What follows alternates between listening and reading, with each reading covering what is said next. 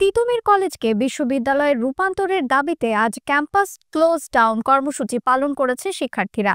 তবে ইতিবাচক সিদ্ধান্ত না আসলে আবারও সড়ক রেলপথ অবরোধ কর্মসূচিতে যাওয়ার ঘোষণা দিয়েছেন তারা। কলেজের প্রধান ফটকে সংবাদ সম্মেলনে আন্দোলনের অন্যতম সমন্বয়ক মতিউর রহমান জয় বলেন, আজকে আমাদের দাবিগুলো নিয়ে শিক্ষা উপদেষ্টা সহ সরকারের শীর্ষ কর্মকর্তারা বসবেন বলে জেনেছি।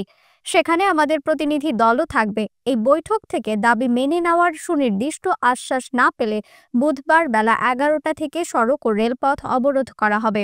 এদিকে পূর্ব ঘোষিত কর্মসূচি অনুযায়ী কলেজ ক্যাম্পাসে বিক্ষোভ করছেন শিক্ষার্থীরা।